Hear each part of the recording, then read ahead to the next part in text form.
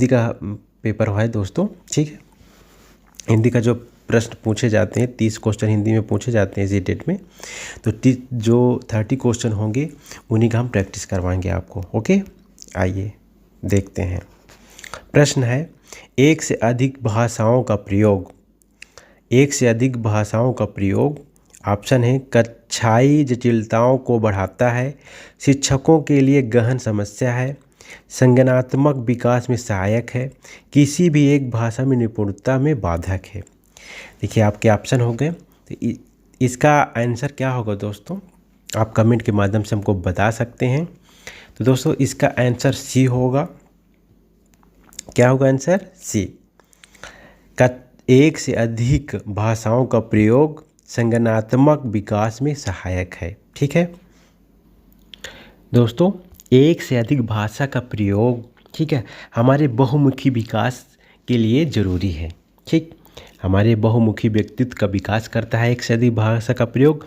ठीक है, इसीलिए आंसर सी सही होगा, क्योंकि दोस्तों इसमें संज्ञानात्मक विकास की बात करें, हमारे ज्ञान में वृद्धि की बात हो रही है। ठीक है, हमारे जो संज्ञानात्मक विकास होगा इससे, ठीक है, एक से अधिक भाषाओं के प्रयोग से। ओके दोस्तों, हमारे ज्ञान में अभिवृद्धि होगी। आगे चलते हैं।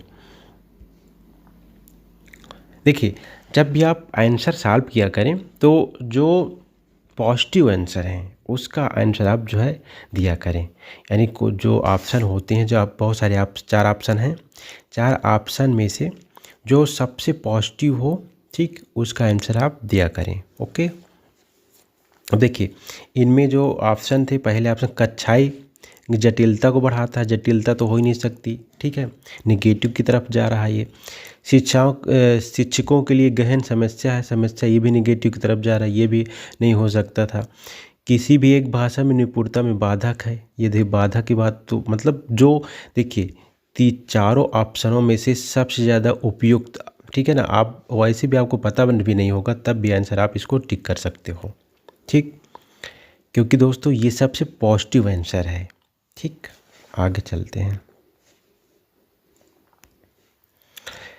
सेकेंड क्वेश्चन है, दृष्टिबाधित बच्चों को भाषा सिखाते समय, जो दृष्टिबाधित होते हैं, जिनको दिखता नहीं है, ठीक है, उनको भाषा सिखाते समय ऑप्शन है, उन्हें कक्षा में अलग बैठाना चाहिए ताकि उन पर विशेष ध्यान दिया जा सके, उन्हें विभिन्न भाषिक गतिविधियों में शामिल नहीं करना चाहिए, ठीक, कम पाठों वालों पाठ्य पुस्तक का निर्माण किया जाना चाहिए, अधिक से अधिक मौखिक भाषा का प्रयोग किया जाना चाहिए। अब देखिए, आप जब ऑप्शन देख रहे हो तो निगेटिव की तरफ कौन ऑप्शन जा रहे हैं, उनको आप हटा दीजिए। जो हमारे मतलब जो है शिक्षा के से बाहर जा रहे हों, जो हमारी शिक्षा प्रणाली है उससे बाहर जा रहे हों। ठीक, जैसे पहला ऑप्शन है इसमें, उन्हें कक्षा में अलग बैठाना चाहिए। देखिए अलग, हमारी शिक्षा प्रणाली अलग बैठे, सामूहिक शिक्षा की बात करती है, सामूहिक शिक्षा में सबको साथ लेने की बात होती है, तो ये ऑप्शन तो आपका बिल्कुल कट गया, उन्हें अलग बैठाने की कोई ज़रूरत नहीं होती है। ठीक है, इसमें दूसरा ऑप्शन है, उन्हें विभिन्न भाषिक गतिविधियों में शामिल नहीं करना चाहिए। देखिए ये भी निगेटिव आंसर हो गया, ठीक, ये भी कट गया। कम पाठों वाले पाठ्य पुस्तक का निर्माण किया जाना चाहिए, कम, ये भी निगेटिव की बात कर रहा है। ठीक है, अधिक से अधिक मौखिक भाषा का प्रयोग करना चाहिए। ये देखिए, अधिक से अधिक जब मौखिक भाषा का प्रयोग करोगे, ठीक है, तो दृष्टिबाधित जो मतलब इनको दिखता नहीं है, तो देखिए ये भाषा पर जोर देंगे, तो आंसर आपका डी सही होगा। जिन बच्चों को दिखता नहीं है वो आपकी आवाज़ सुन करके ही चीज़ें समझेंगे, तो आप ज़्यादा से ज़्यादा जब मौखिक भाषा का प्रयोग करेंगे तो वो ज़्यादा समझेंगे। ठीक, तो आंसर आपका डी सही होगा। ओके, आगे चलते हैं। क्वेश्चन है, प्राथमिक स्तर पर भाषा की पाठ्य पुस्तकों में किस तरह की रचनाओं को स्थान दिया जाना चाहिए। जो प्राथमिक स्तर पर भाषा की पाठ्य पुस्तकें हैं उस पर किस प्रकार की रचना का प्रयोग किया जाना चाहिए। ठीक है, आपके ऑप्शन हैं, पहला विदेशी साहित्य की रचना, ये कट गया, पहले भारत की बात हो रही, विदेश की कैसे बात, ये कट बाहर। ऐसी रचना रचनाएं जो बच्चों के परिवेश से जुड़ी हों और जिनमें भाषा की अलग अलग छटाएं हों। देखिए, बच्चों के परिवेश से जुड़ी हों और जिनमें भाषा की अलग अलग छटाएं हों।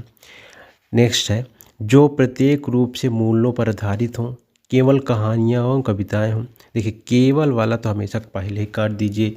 केवल, कठोर, जिसमें आई, ये सब पहले आप हटा दीजिए, ऑप्शन कभी सही नहीं हो सकते। ठीक है, तो इसका आंसर क्या होगा, आप बताएं। तो इसका आंसर होगा बी। देखिए, जो लंबा ऑप्शन होता है वो भी ज़्यादातर एग्जाम में सही होता है, आप ये भी ध्यान रखिएगा। ठीक, लंबा है इसमें, देखिए ये तर्क संगत भी है। ऐसी रचनाएं जो बच्चों के परिवेश से जुड़ी हों और जिनमें भाषा की अलग छटाएं हों। देखिए, बच्चों के परिवेश, देखिए हमारी जो शिक्षा प्रणाली है इस समय बाल केंद्रित शिक्षा पर जोर दे रही है। ठीक है, बच्चों की पर फोकस किया जा रहा है, तो बच्चों के परिवेश से जुड़ी हो। ठीक है, आप जब प्राथमिक स्तर की बात करें तो बच्चों के परिवेश से जुड़ी होनी चाहिए और जिनमें भाषा की अलग अलग छटाएं हों, अलग अलग प्रकार की भाषाएं हों। ठीक है, ऐसी बात, तो ये ऑप्शन भी सही हो जाएगा। नेक्स्ट क्वेश्चन देखते हैं। नेक्स्ट क्वेश्चन है, निम्नलिखित में से कौन सा बच्चों की भाषिक क्षमता के आकलन का सबसे उचित तरीका है। ठीक, सबसे उचित तरीका कौन सा दोस्तों। ऑप्शन है, बादल, आसमान, चिड़िया, बच्चे आदि संज्ञा शब्दों का प्रयोग करते हुए एक कहानी लिखिए। संज्ञा की परिभाषा को पूरा कीजिए। संज्ञा को परिभाषित कीजिए। संज्ञा शब्दों के 2 उदाहरण दीजिए। अब देखिए, इसमें कह रहा है कौन सा बच्चों की भाषिक क्षमता के आकलन का सबसे उचित तरीका है। भाषिक यानी भाषा की क्षमता के आकलन का सबसे उचित तरीका कौन सा है ऑप्शनों में से। दोस्तों, इसका आंसर होगा फर्स्ट। ठीक, बादल, आसमान, चिड़िया, बच्चे आदि संज्ञा शब्दों का प्रयोग करते हुए एक कहानी लिखिए। देखिए, भाषिक क्षमता, देखिए कभी भी आप ध्यान रखिएगा, किसी भी व्यक्ति की जब वो लिखता है तो उसमें बहुत सारी भाषाओं का प्रयोग होता है। ठीक है ना, यानी शुद्ध लेखन। जैसे आप कभी कभी क्या होता है, हम सारी चीज़ें बता देते हैं, बोल सकते हैं और लेकिन लिख नहीं सकते। तो सब में अलग अलग क्वालिटी होती। कुछ लोग क्या करते हैं कि बातें तो बहुत कर लेते हैं बात, लेकिन लिख नहीं पाते हैं। तो भाषाई क्षमता हमेशा कहानी लेखन से पता चलती है। जो भाषिक क्षमता है कहानी लेखन से ही पता चलती है। ठीक, तो अगर जब आप कहानी का लेखन कराओगे बच्चों से, वो जब लिखेगा तो उसकी भाषा की क्षमता पता चलेगी कि भाषा में कितना जोर है उस बच्चे की। ठीक है, कितनी भाषा मजबूत है उसकी, शुद्ध लिख रहा है कि नहीं लिख रहा है, ये सारी चीज़ें तभी पता चलेंगी। ओके, आगे चलते हैं।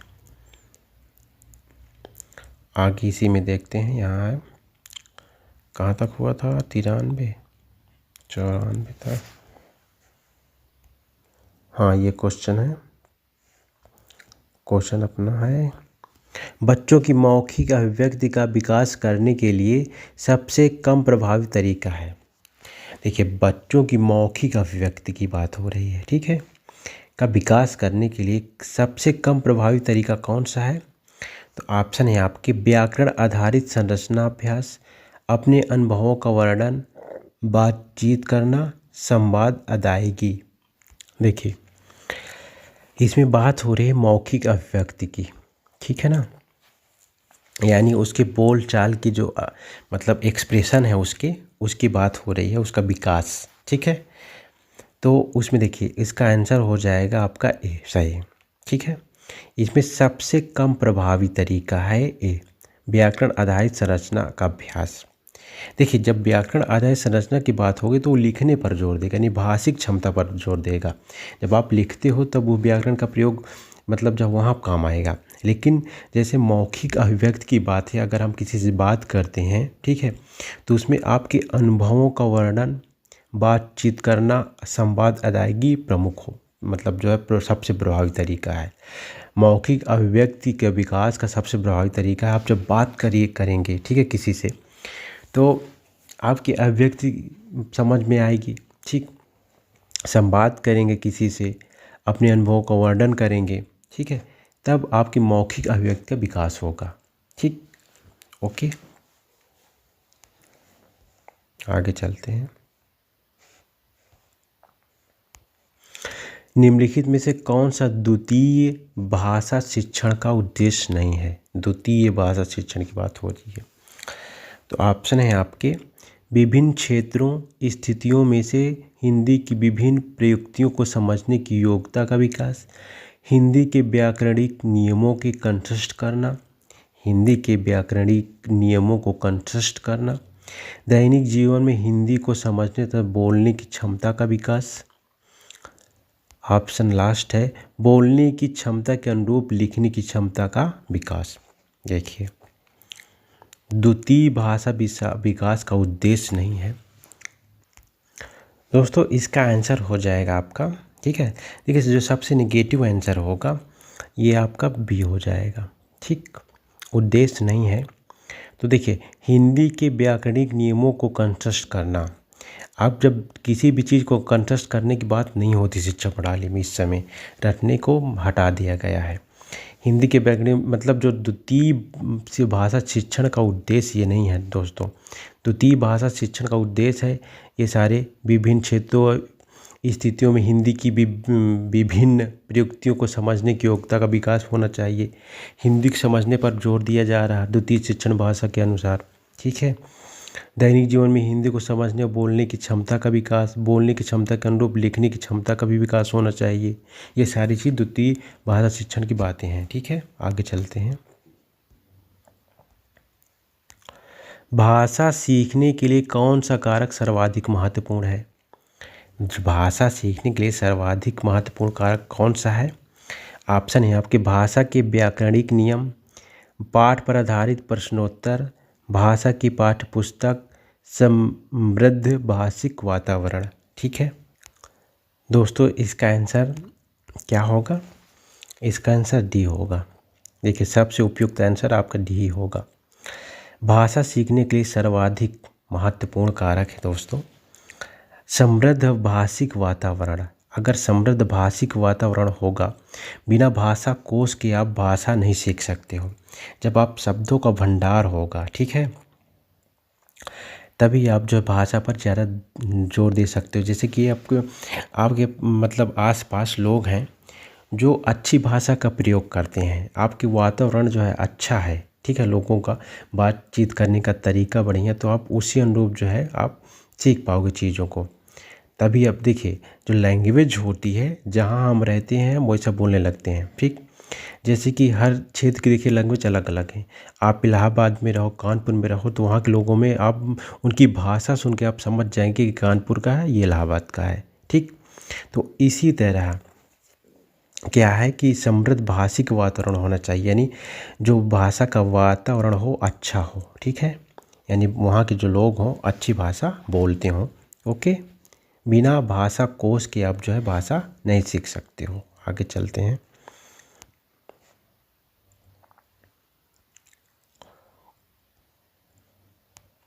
हिंदी भाषा का मूल्यांकन करते समय आप सबसे ज़्यादा किससे महत्व देंगे? ठीक है, हिंदी भाषा का मूल्यांकन करते समय आप सबसे ज़्यादा किसे महत्व देंगे? सीखने की क्षमता का आकलन, काव्य सौंदर्य, निबंध लिखने की योग्यता, व्याकरणिक नियम। भाषा सीखने की बात हो रही है, ठीक है। यहाँ पर हिंदी भाषा का मूल्यांकन हिंदी भाषा के मूल्यांकन की बात हो रही है। करते समय आप सबसे ज़्यादा किसे महत्व दोगे? तो आपका ऑप्शन है, आपके ऑप्शन हम बता चुके हैं, अब आप आंसर आप दीजिए। आंसर क्या होगा? आंसर इसका ए हो जाएगा, ठीक है, ये सही। सीखने की क्षमता का आकलन, ठीक है। हिंदी भाषा का मूल्यांकन करते समय जब हम हिंदी भाषा का मूल्यांकन करते हैं तो सबसे ज़्यादा किसे महत्व देंगे? सीखने की क्षमता का आकलन, ओके, ये आपका उपयुक्त आंसर होगा। काव्य सौंदर्य की बात नहीं होगी, निबंध लिखने की योग्यता की बात नहीं होगी और व्याकरणिक नियम की बातें नहीं होंगी, क्योंकि हिंदी भाषा का मूल्यांकन हो रहा है, ठीक। तो सब ज़्यादा महत्व सीखने की क्षमता का आकलन कि आपने मतलब जो है कितना सीखा है। आगे चलते हैं।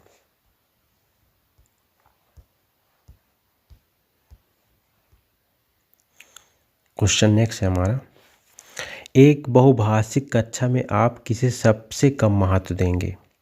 बहुभाषिक यानी मतलब जहाँ पर ज़्यादा भाषा बोली जाती है, ठीक है।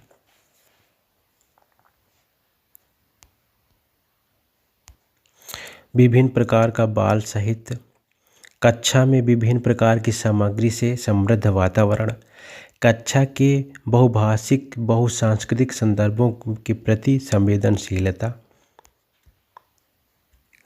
बच्चों को सिखाना कि वे दो भाषाओं के मध्य विद्यमान समानता व अंतर का विश्लेषण कैसे किया जाता है।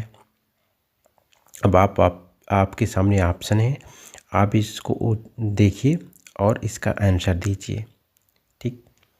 इसका आंसर दोस्तों डी होगा। क्या होगा? डी। देखिए, एक बहुभाषिक कक्षा में आप किसे सबसे कम महत्व की बात हो रही है, ठीक है। देखिए, सबसे कम महत्व, ठीक, सबसे कम महत्व आप किसे दोगे? तो ऑप्शन आपका डी सही होगा। बच्चों को सिखाना कि दो भाषाओं के मध्य विद्यमान समानता एवं अंतर का विश्लेषण कैसे किया जाता है, ये सबसे कम महत्व है, ठीक है। बाकी तो देखिए, विभिन्न प्रकार का बाल साहित्य, ये मतलब ज़्यादा महत्व की बात हो जाती है। जब बहुभाषिक कक्षा होगी तो विभिन्न प्रकार का बाल साहित्य होगा, ये सबसे महत्वपूर्ण बात है। कक्षा में विभिन्न प्रकार की सामग्रियों से समृद्ध वातावरण, देखिए अब देखिए समृद्ध वातावरण हो जाए विभिन्न प्रकार की सामग्रियों से, ये भी महत्व की बात है, ज़्यादा महत्व की बात है बहुभाषिक कक्षा में। देखिए, बहुभाषिक कक्षा होगी तो मतलब विभिन्न प्रकार की सामग्रियाँ समृद्ध, विभिन्न प्रकार के बाल साहित्य, कक्षा में बहुभाषिक एवं बहुसांस्कृतिक संदर्भों में प्रति संवेदनशीलता होगी, ठीक है। ये तो ज़्यादा महत्व की बात है। लेकिन बच्चों को सिखाना कि दो भाषाओं के मध्य विद्यमान समानता व अंतर का विश्लेषण कैसे करना चाहिए, ये कम महत्व की बात है, ठीक है। ओके, यानी दो भाषाओं के मध्य अंतर की बात। अब देखिए, मतलब बहुभाषिक कक्षा है तो इसमें सबसे कम महत्व इसी चीज़ का होगा ना कि उनके बीच ये सिखाना कि दो भाषाओं के बीच अंतर क्या है, ठीक है, अंतर का विश्लेषण कैसे करना चाहिए। ओके, आगे चलते हैं।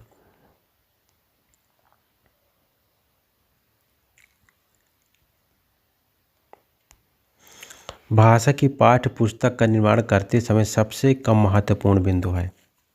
भाषा की पाठ्य पुस्तक का निर्माण का सबसे कम महत्व, ठीक है, बिंदु है अभ्यासों में वैविध्य, पाठों की संख्या, विषय वस्तु में वैविध्य, ठीक है, और भाषा की विभिन्न छटाएं। वैविध्य का मतलब विविधता। ओके,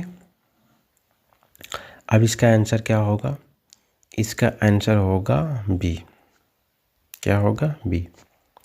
भाषा की पाठ्य पुस्तक का निर्माण करते समय सबसे कम महत्वपूर्ण बिंदु है। देखिए, भाषा की पाठ्य पुस्तक का निर्माण करते समय है अभ्यासों में, देखिए अभ्यास जो होगी और उनमें विविधता होगी, ये महत्व की बात है। विषय वस्तु में विविधता, ये भी महत्व की बात है। भाषा की विभिन्न छटाएं होंगी, ये भी महत्व की बात है। ये सारी महत्व। पाठों की संख्या इससे संबंधित नहीं है दोस्तों, ये महत्व है लेकिन कम महत्वपूर्ण है, ठीक। पाठों की संख्या कोई महत्व नहीं रखती है। अभ्यासों में विविधता, ठीक है, अलग अलग अभ्यास, कई तरह के अभ्यास। विषय वस्तु में विविधता होनी चाहिए, भाषा की विभिन्न छटाएं होनी चाहिए, ठीक। ये क्वेश्चन है, ये क्वेश्चन का आंसर हो गया। आगे चलते हैं। बहुभाषिकता, ठीक है, बहुभाषिकता यानी मतलब जो है ज़्यादा भाषा वाली कक्षा की बात हो रही है। भाषाई समृद्धि को खतरे में डालती है, भाषा सिखाने में बाधा उत्पन्न करती है, भाषा सीखने में एक महत्वपूर्ण संसाधन है, भाषा सीखने में बहुत बड़ी बाधा है, ठीक। तो इसका आंसर अब देखिए, सबसे पॉजिटिव आप पहले ही समझ जाएंगे कि इसका आंसर क्या होगा। आप पढ़े भी नहीं होंगे तब भी आपको समझ में आ जाएगा आंसर क्या होगा। देखिए, भाषाई समृद्धि को खतरे में डालना, खतरे वतरे ये सब बातें नहीं होती हैं, ठीक है ना, ये गलत। भाषा सीखने में बाधा उत्पन्न, बाधा भी नहीं होती है, ओके, कि भाई बहुभाषिकता की बात हो रही है, अगर मतलब बहुल भाषा होगी, ठीक है, तो उसकी बात हो रही है। भाषा सिखाने में एक महत्वपूर्ण संसाधन है, ये आंसर हो जाएगा सी। यानी देखिए, जब ज़्यादा भाषाएं होगी तो भाषा सीखने में एक महत्वपूर्ण संसाधन है ना ये। और जो लास्ट ऑप्शन है, भाषा सीखने में बहुत बड़ी बात है, ये भी बाधा की बात। जो देखिए, जब नेगेटिविटी जहाँ पर हो, ठीक है, वो आंसर हमेशा गलत होते हैं, वो ऑप्शन हमेशा गलत होते हैं। नेगेटिविटी वाले ऑप्शन को आप तुरंत हटा दीजिए।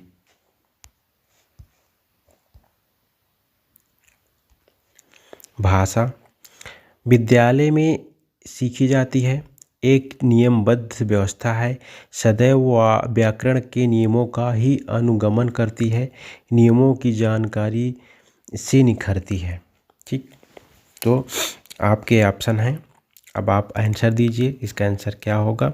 इसका आंसर भाषा एक मतलब जो है, अगर आप भाषा के बारे में पढ़े होंगे तो भाषा एक क्रमबद्ध एवं नियमबद्ध व्यवस्था होती है। ठीक है, तो दोस्तों इसका आंसर बी हो जाएगा, विद्यालय में सीखी जाती है। ये तो श्योर सी बात है। देखिए, भाषा ज़रूरी नहीं विद्यालय में सीखी तो जाती है, लेकिन भाषा तो व्यक्ति पहले से समाज में भी सीख के आता है। समाज में जो बच्चा होता है वो क्या विद्यालय शुरू से जाता है क्या? वो 3-4 साल बाद विद्यालय जाता है, तो उसके पहले तो भाषा वो कहीं ना कहीं सीखा रहता है ना। तो ये वाला ऑप्शन गलत हो जाएगा। सदैव व्याकरण के नियमों का ही अनुगमन करती है, नहीं, ये भी ज़रूरी नहीं। जब भाषा हम बोलते तो बहुत सारी भाषाएं होती जो बिना व्याकरण के व्याकरण होती है, लेकिन व्याकरण का नियम जरूरी नहीं होता कि हर जगह फॉलो हो। नियमों की जानकारी से निखरती है, लेकिन ये ऑप्शन के हिसाब से गलत है, मतलब क्वेश्चन के हिसाब से गलत है।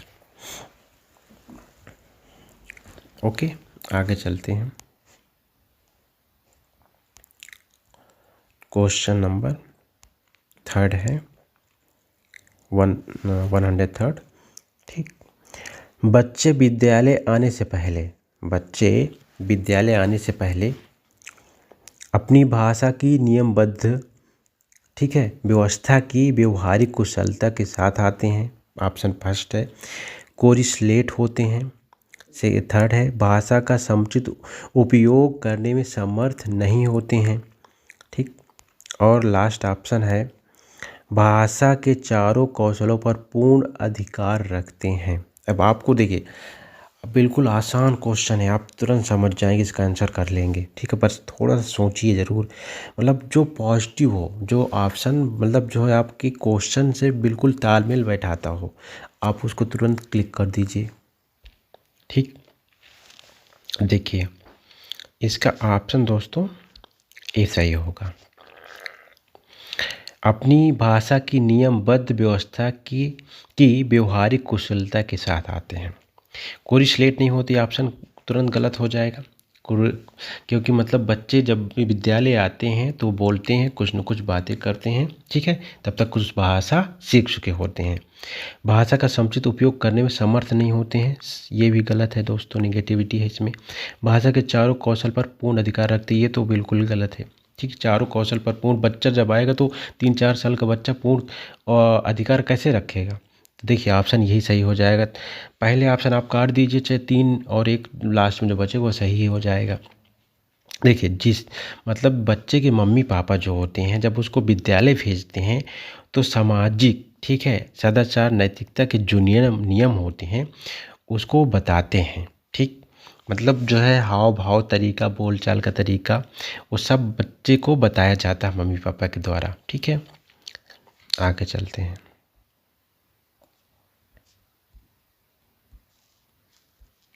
भाषा अर्जन और भाषा अधिगम के संदर्भ में कौन सा कथन सही नहीं है? ठीक, अब देखिए, भाषा अर्जन भाषा ग्रहण करना और भाषा अधिगम भाषा सीखना के संदर्भ, भाषा को ग्रहण करना और सीखने के संदर्भ में कौन सा कथन सही नहीं है? नहीं सही की बात हो रही है। ओके, तो आपके ऑप्शन हैं, भाषा अर्जन में विभिन्न संकल्पनाएं मातृभाषा में बनती हैं। भाषा अधिगम में कभी भी अनुवाद का सहारा नहीं लिया जाता है। भाषा अर्जन में सहज और स्वाभाविक होता है, और जबकि भाषा अधिगम प्रयासपूर्ण होता है। सांस्कृतिक विविधता भाषा अर्जन और भाषा अधिगम को प्रभावित करने का वाला महत्वपूर्ण कारक है। ये आपके ऑप्शन हो गए। आंसर क्या होगा दोस्तों इसका? इसका आंसर पहले आप काट दीजिए, ठीक है। पहले क्वेश्चन को क्या करें, ऑप्शन को आप हटा दीजिए, पहले कुछ जो ऑप्शन गलत है पहले देखिए, ऑप्शन को समझिए। भाषा अर्जन, देखिए जो भाषा अर्जन है, देखिए भाषा को ग्रहण करना और भाषा को सीखने से संबंधित कौन सा ऑप्शन सही नहीं है। तो देखिए भाषा अधिगम में कभी भी अनुवाद का सहारा नहीं लिया जाता है। भाषा अधिगम में कभी भी अनुवाद का सहारा नहीं लिया जाता है। यह ऑप्शन आपका सेकंड था। देखिए आपका ऑप्शन भी गलत हो जाएगा, ठीक है। यही मतलब सही होगा, यानी यही मतलब कथन मतलब ये सही नहीं है। कैसे? जब भाषा अर्जन, ठीक है ना, भाषा अधिगम में कभी अनुवाद का सहारा नहीं लिया जाता है, तो इसमें अनुवाद का सहारा दोस्तों लिया जाता है, ठीक है। तो ये ऑप्शन आपका गलत है। भाषा अर्जन में विविध संकल्पना मातृभाषा संबंध, ये सही है। भाषा अर्जन सहज स्वाभाविक होता है जबकि भाषा प्रयासपूर्ण होता है। भाषा अधिगम, सही बात है। देखिए भाषा हम ग्रहण जल्दी कर लेते हैं, लेकिन जो सीखने का जो है तरीका वो प्रयासपूर्ण होता है। जब हम कुछ चीज़ सीखते हैं तो प्रयास से ही तो सीखते हैं। सांस्कृतिक विविधता भाषा अर्जन, ठीक, और भाषा अधिगम को प्रभावित करने वाला महत्वपूर्ण कारक है। श्योर सी बात है, आपका सांस्कृतिक विविधता यानी जो आपका वातावरण है वो भाषा अधिगम को प्रभावित करेगा ही करेगा, ठीक। जैसे मतलब सामाजिक वातावरण जैसा होगा, जैसे लोग होंगे वहाँ जैसी बातें करेंगे, उससे भाषा अधिगम ग्रहण करने का तरीका और सीखने का तरीका दोनों ही प्रभावित होगा। ओके, आगे चलते हैं।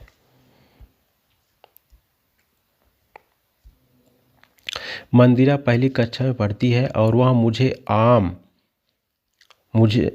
आम बहुत अच्छा लगता है। मैं, ठीक है, मैं थक गई आदि वाक्यों का प्रयोग करती है। मंदिरा किस कक्षा में पढ़ती है?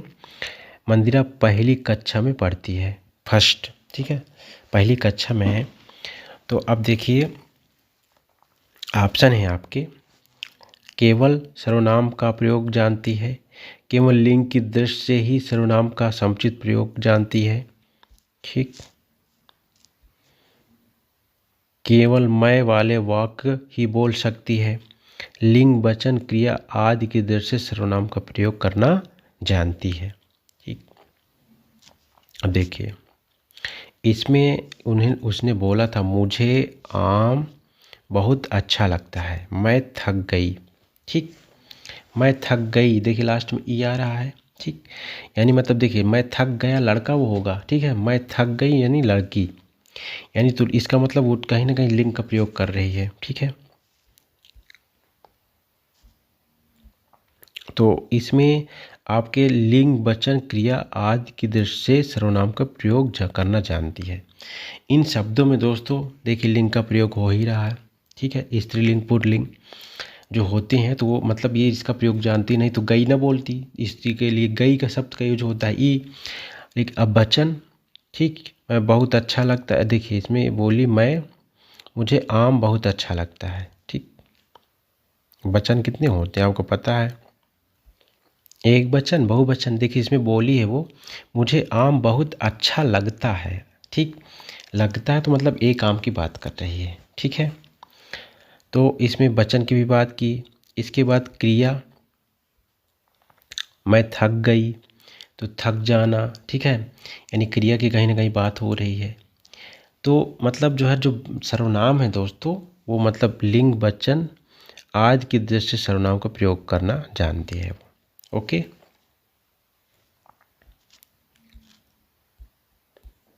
आगे चलते हैं। अब देखिए कविता को पढ़कर निम्नलिखित में सबसे उचित विकल्प चुनिए, ठीक। एक प्रश्न संख्या 1 से लेकर के 11 तक होंगे क्वेश्चन, ठीक है, उनके आपको आंसर देने हैं। हरा भरा हो जीवन अपना स्वस्थ रहे संसार, नदियाँ पर्वत हवा पेड़ से आती हैं बहार, बचपन कोमल तन मन लेकर आए अनुपम जीवन लेकर, जग से तुम और तुमसे है ये जग, ये सारा संसार, हरा भरा हो जीवन अपना स्वस्थ रहे संसार, वृंद लताएं पौधे डाली।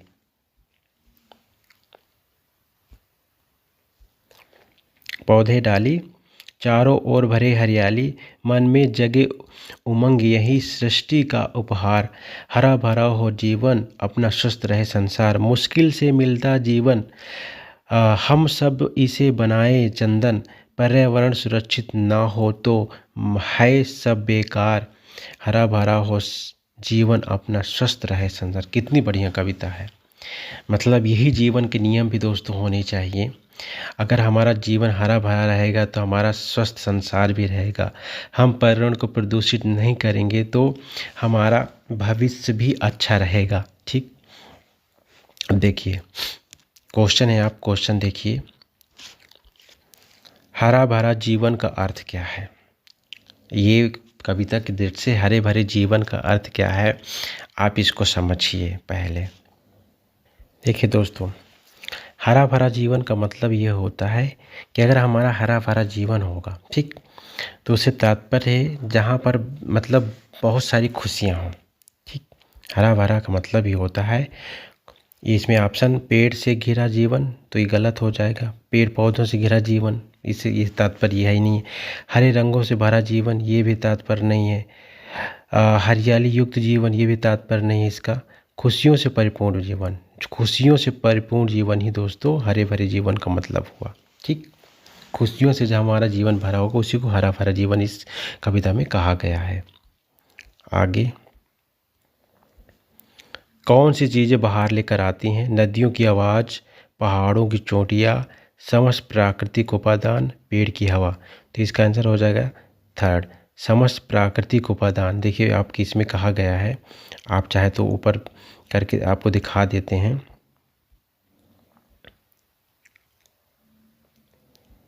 ये देखिए यहाँ पर नदियाँ पर्वत पर हवा पेड़ लेकर आती बाहर। ठीक है, नदियाँ पर्वत हवा पेड़ से लेकर आती बाहर। ठीक है, मतलब जो है समस्त प्राकृतिक जो है ये सारी चीज़ें प्राकृतिक उपादान है ना, तो ये जो है बाहर लेकर के आ रही हैं। तो आपका ये आंसर थर्ड सही हो जाएगा। ठीक है, ऑप्शन सी सही होगा, समस्त प्राकृतिक उपादान।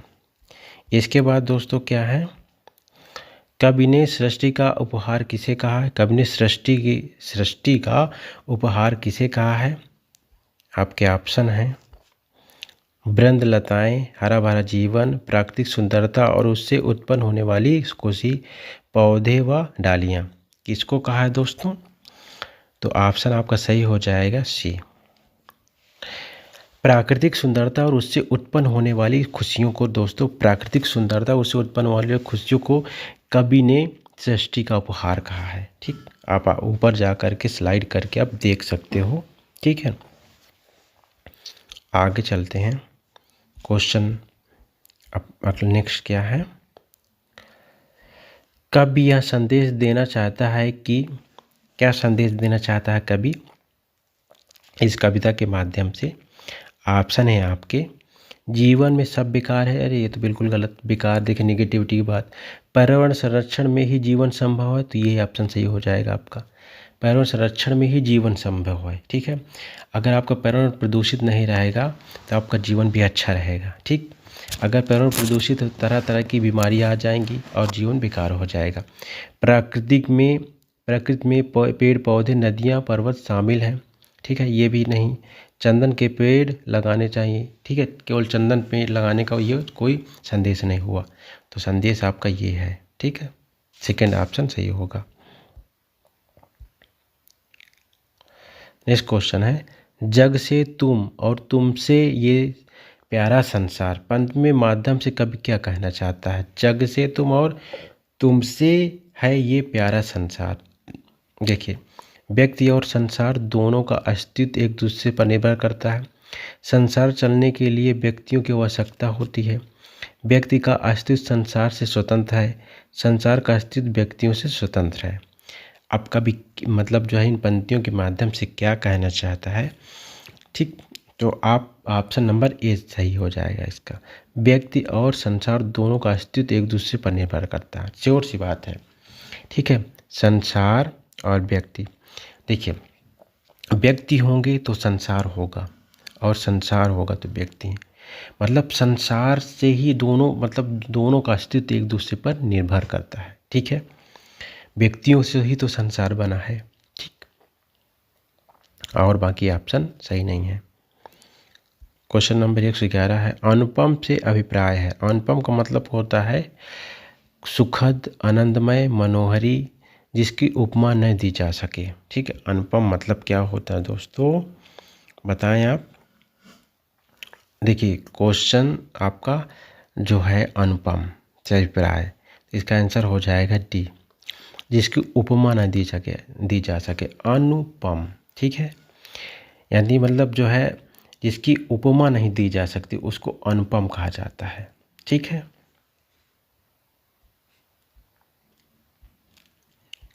अब देखिए, अब गद्यांश है जो आपके 112 से लेकर के 120, ठीक है, क्वेश्चन होंगे, ये गद्यांश से पढ़ करके उनके आंसर देने हैं। ये बहुत आसान होते हैं, आप जो है इनको पढ़ करके इसका आंसर दे सकते हो। ठीक,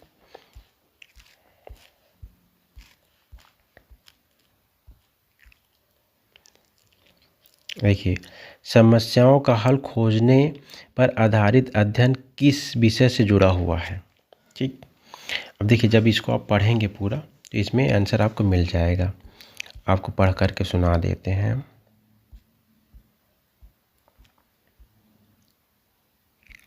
समस्याओं का अध्ययन ढूंढने की क्षमता पर एक अध्ययन किया गया। ठीक है, इसमें भारत में 3 तरह के बच्चों के बीच तुलना की गई। एक तरफ के बच्चे जो दुकानदारी करते हैं पर स्कूल नहीं जाते हैं, ऐसे बच्चे जो दुकान संभालते हैं और स्कूल भी जाते हैं। और तीसरा समूह उन बच्चों का था जो स्कूल जाते हैं पर दुकान पर कोई मदद नहीं करते हैं। ठीक, उनसे गणना के व इबारती प्रश्न पूछे गए। दोनों ही तरह के सवालों उन स्कूली बच्चों ने दुकानदार नहीं हैं, मौखिक गणना, मनगढ़ंत का प्रयोग बहुत कम किया बनिस्बत उनके जो दुकानदार थे, स्कूली बच्चों ने ऐसी गलतियां भी की थी जिनका कारण नहीं समझा जा सका। इससे यह साबित होता है कि दुकानदारी से जुड़े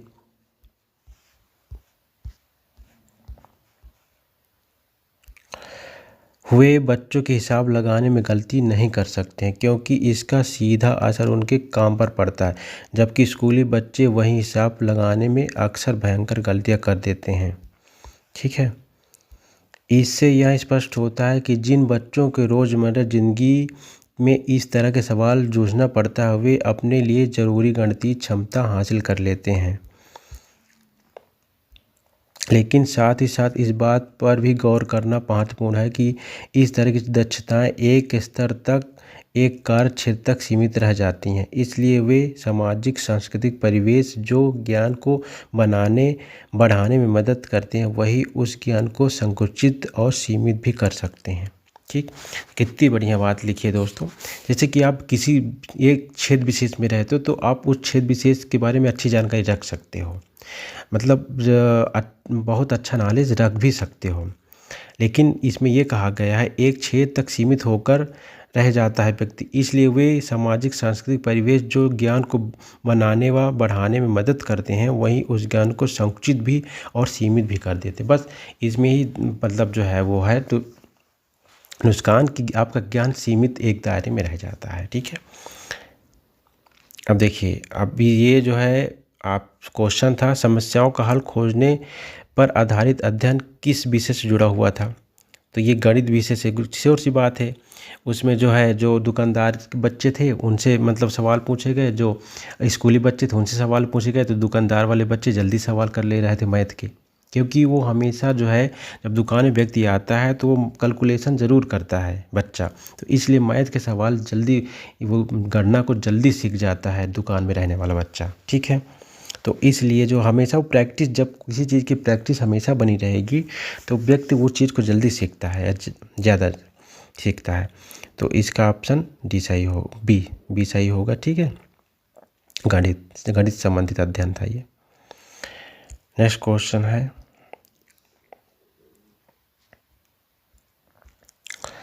नेक्स्ट क्वेश्चन था, किन बच्चों ने सवाल हल करने में मौखिक घटना का ज़्यादा प्रयोग किया। ठीक है, मौखिक रूप से। तो जो सिर्फ स्कूल जाते हैं, जो बच्चे ना तो स्कूल ना दुकानदारी करते हैं और ना ही स्कूल जाते हैं,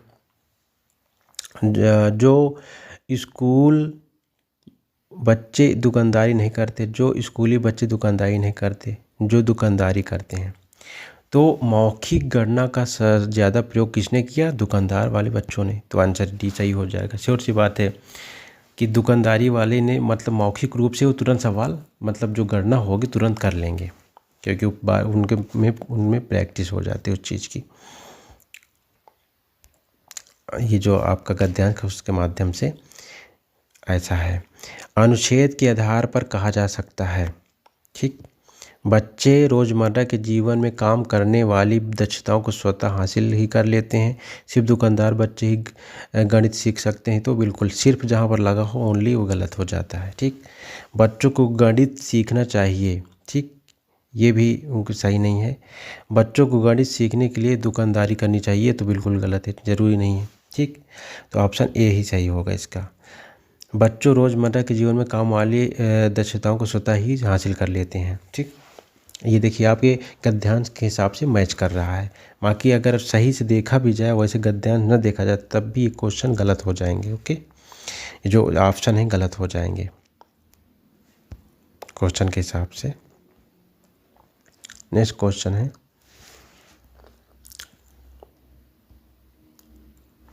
है, आपका, दुकानदार बच्चे हिसाब लगाने में प्रायः गलती करते हैं क्योंकि। ठीक, जो दुकानदार बच्चे होते हैं हिसाब लगाने में गलती करते हैं प्रायः क्योंकि, नहीं करते गलती क्योंकि, प्रायः गलती नहीं करते। ठीक है, वे कभी भी गलती नहीं करते, तो ये गलत। ठीक, कि ऐसा कभी कहीं भी लगी हो, केवल लगा, ये सब सवाल जो है ऑप्शन गलत होते हैं हमेशा। गलती का असर उनके काम पर पड़ता है, इससे उन्हें माता पिता से डांट पड़ेगी, वे जन्म से ही बहुत दक्ष होते हैं, तो ये भी ज़रूरी नहीं है दक्ष हो। ठीक है, ओके। इससे जो थर्ड ऑप्शन था, इससे उन्हें माता पिता से डांट, ये भी डांट की बात नहीं होती। गलती का असर उनके काम पर पड़ता है, ये ऑप्शन आपका सेकंड सही हो जाएगा। मतलब अगर गलती करेंगे तो उनके काम पर उसका असर पड़ेगा। ठीक है, जो दक्षताएं हमारे दैनिक जीवन में काम नहीं आती उनमें हमारा प्रदर्शन अक्सर खराब अच्छा होता रहता है, संतोषजनक होता है, खराब होता है, अच्छा होता है। आप इस गद्यांश को पढ़ करके आप इसका आंसर तुरंत दे सकते हो आप। ठीक, तो इसका आंसर हो जाएगा ए, खराब अच्छा होता रहता है। दैनिक जीवन में काम जो मतलब जो है जो दक्षताएं हमारे दैनिक जीवन में काम नहीं आती उनमें हमारा प्रदर्शन अक्सर अच्छा और ख़राब होता रहता है। ठीक, कभी अच्छा हो जाएगा, कभी ख़राब हो जाएगा। जो दक्षताएं हमेशा काम आती हैं उसमें हमारा प्रदर्शन हमेशा अच्छा ही रहेगा। आप ये चीज़ हमेशा ध्यान दीजिए। ठीक, क्वेश्चन है, अनुच्छेद के आधार पर बताइए कि सामाजिक व सांस्कृतिक परिवेश ज्ञान को सीमित कर देता है, बनाने में मदद करता है और उसे सीमित भी कर सकता है, बनाने में मदद करता है, संकुचित कर सकता है।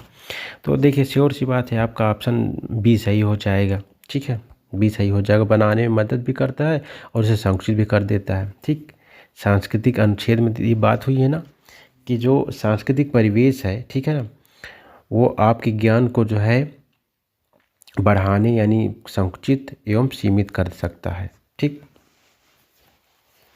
ओके, आगे चलते हैं। एक प्रत्यय का उदाहरण है एक। ठीक है, सांस्कृतिक, चूंकि, सीमित, संकुचित। देखिए एक प्रत्यय कहाँ पर यूज हुआ है? सांस्कृतिक। एक किसी में है और किसी में देखिए का लास्ट में है ही नहीं है। ठीक है, तो इसका ऑप्शन क्या हो जाएगा, ए नंबर। ठीक है, बिल्कुल आसान क्वेश्चन था ये। देखिए प्रत्यय हमेशा लास्ट में यूज होता है। ठीक है, संस्कृत धन इक, सांस्कृतिक। ओके, आगे चलते हैं। मनगढ़ित का अर्थ होता है, मनगढ़ित। ठीक, क्या इसका क्या अर्थ होता है? मन ही मन का हिसाब लगाना। मनगढ़ित का मतलब होता है मन ही मन में हिसाब लगाना, मनगढ़ित होता है। ठीक, कठिन गणित, मन गढ़त गणित, मन गढ़ंत, मनपसंद गणित, तो ये तो देखिए पूरे गलत ही है, मनपसंद गणित नहीं होगा। ओके, संयुक्त क्रिया का उदाहरण है। संयुक्त क्रिया क्या होती है, उसका उदाहरण क्या है? उसका उदाहरण है दोस्तों, दुकान संभालते हैं, हिसाब लगाते हैं, स्कूल जाते हैं, अध्ययन किया जाता है। ठीक, देखिए संयुक्त क्रिया का मतलब होता है जब दो क्रियाएं साथ में यूज हों। देखिए अध्ययन किया गया, ठीक, तो अध्ययन एक क्रिया हो गई, अध्ययन और किया गया, ठीक है, एक क्रिया, यानी मतलब अध्ययन किया गया, यानी इसमें दो क्रियाओं का यूज है। ठीक, संयुक्त क्रिया जब दो क्रियाओं का प्रयोग हो तो उसमें संयुक्त क्रिया होता है। अध्ययन किया गया, ठीक है, दो। ठीक है, हिंदी के जो क्वेश्चन थे दोस्तों, आज का वीडियो यहीं तक। अब कल जो है इससे संबंधित जो हमारा नेक्स्ट मतलब वीडियो होगा, ठीक है, सेकेंड प्रैक्टिस सेट होगा, उसको हम कल लेकर के आते हैं। और हाँ, आप हमारे चैनल को सब्सक्राइब कर लीजिए इसी तरह के महत्वपूर्ण वीडियो पाने के लिए। और ईवीएस का भी हम दोस्तों वीडियो अपलोड कर दिए हैं अपने चैनल पर, जो सीटेट का है, आप उसको जा कर के ज़रूर देखिए। कुछ दिनों पर आपके ईवीएस से संबंधित भी वीडियो हम लाएंगे। ठीक है, और यूपी टीजीटी पीजीटी के वीडियो तो चल ही रहे हैं हमारे चैनल पर।